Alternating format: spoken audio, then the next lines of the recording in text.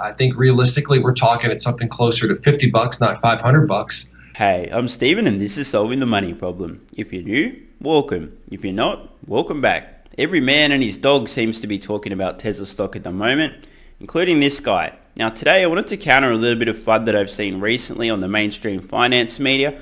I do believe the guy spouting this FUD is well-meaning. He's coming from a good place and he has good intentions, but you can mean well and be completely wrong. So let's get into the video. But first, hey guys, if you're in the US and you'd like to help out the channel and get a free stock, check out the link in the description to WeBull. If you open a new account and fund it with $100, you'll get a free stock valued up to $1,600. And if you're in Australia, the UK or New Zealand, you can get a free stock with stake, also using the link in the description. Let's get back to it. Tesla, take a look at the chart, selling off again Thursday, extending a two-day drop after its largest outside shareholder, Bally Gifford, trimmed its stake. But shares are still up nearly 400% this year, tracking for its best annual performance ever. That rally raising the red flag for our next guest, who calls Tesla the most dangerous stock in the market. Let's bring him in. David Traynor, CEO of investment research firm New Constructs. David, good to have you on. Thank you. Tell us why it's the most dangerous stock to hold, because a lot of bulls would disagree with you given the year-to-date performance we've seen from Tesla.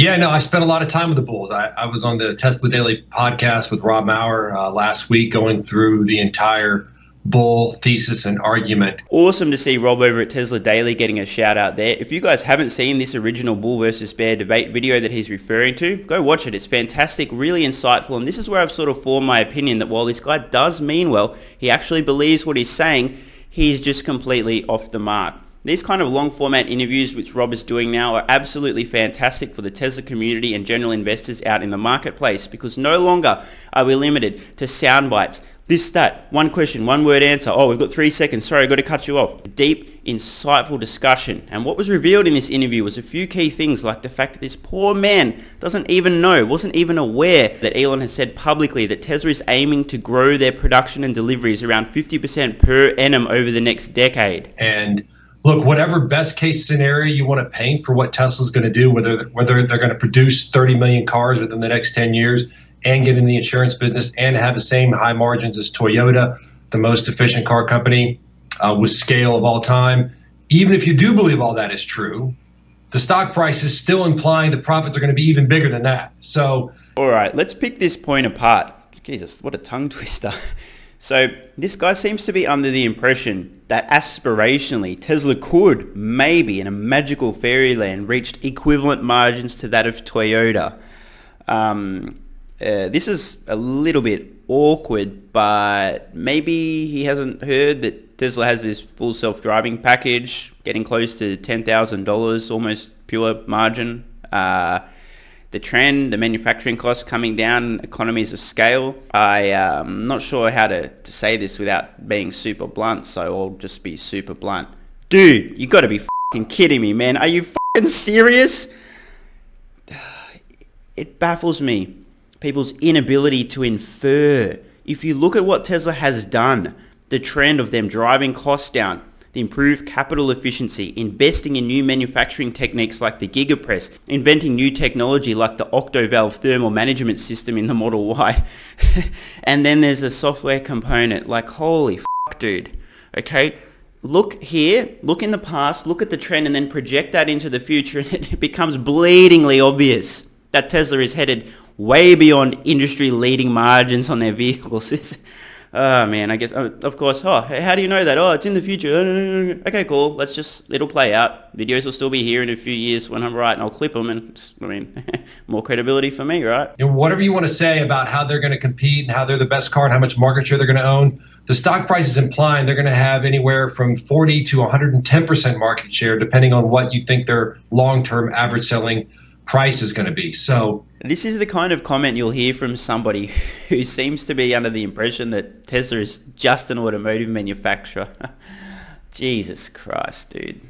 It's a valuation call to start, but I think if you break down the bull argument down into, how many cars can they produce, whether they'll get into other businesses, whether the battery technology or autonomous driving technology is there, none of those arguments hold up under scrutiny. What? Let me know in the comments, guys. I'm kind of confused here. My impression is that he's implying that Tesla is unlikely to ever supply batteries to other companies in the future, and that autonomous vehicles won't ever happen. Is that what you understand him to mean, or am I just hallucinating here? So we think this is a big, one of the biggest of all time houses of cards that's getting ready to fold.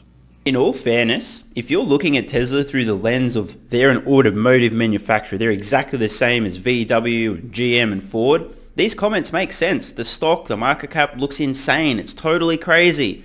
But again, we've kind of covered this. Tesla isn't actually the same. One of these things is not like the others. I genuinely feel sorry for this guy and many others who think they understand Tesla and are trying their best to warn everybody about the supposed impending disaster they see coming. But much like somebody who falls into a doomsday cult and believes unequivocally there's no question the world's going to end and runs around trying to warn everybody, gives away all their possessions because they won't need them once the world's ended, etc.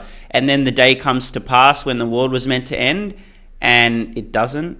I kind of see this same thing playing out with people who don't understand Tesla. They mean well, they just have some bad ideas which is causing them to say things that are going to be very embarrassing in a few years' time. Then what does that mean about his stock split? Was that good or bad news? Stock splits are inconsequential to value.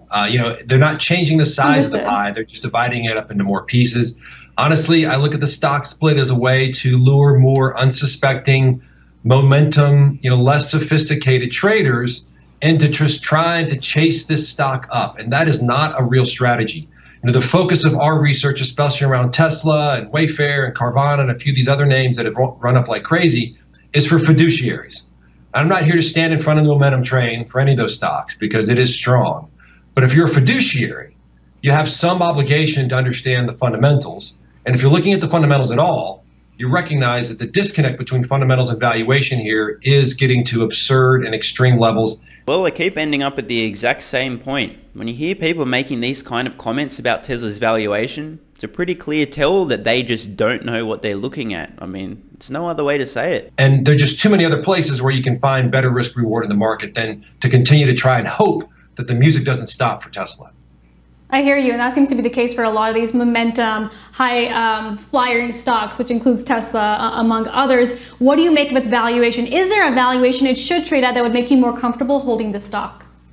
I mean, I think around a tenth of what it is probably appropriate. If you look at, kind of a reasonable level of profits, look, Tesla doesn't rank in the top 10 in market share or car sales in Europe for BEVs. Here we go again. Now, guys, this is a very important point. Are you ready? Take notes. Sit down, quiet, grab a cup of tea, get comfortable, let this one sink in. There is one metric that matters about Tesla's vehicle sales.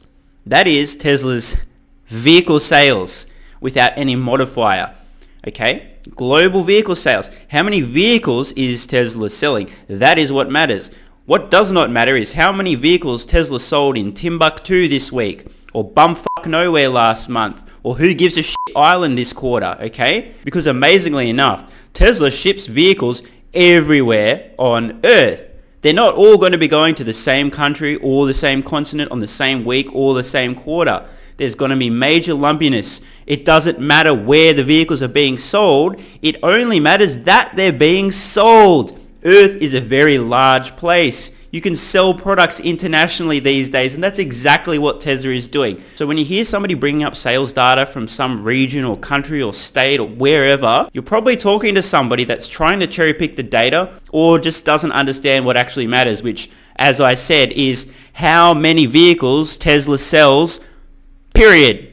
No modifier, no country, just how many vehicles are they selling? That's actually the only thing that matters when we're talking about their vehicle sales. And that's because the laws changed in Europe that have strongly incentivizing the incumbent manufacturers to crank out hybrids and electric vehicles. Same is coming in the United States. I think realistically we're talking at something closer to $50, not $500 as a real value. We might get lucky and they get taken out at a higher price there than that, as in terms of if a white knight comes along. But I don't really see, given now that so many of the other firms out there have built their own battery technology, their own electric vehicle manufacturing technology, they've already invested billions. I don't know why I would invest billions more in Tesla.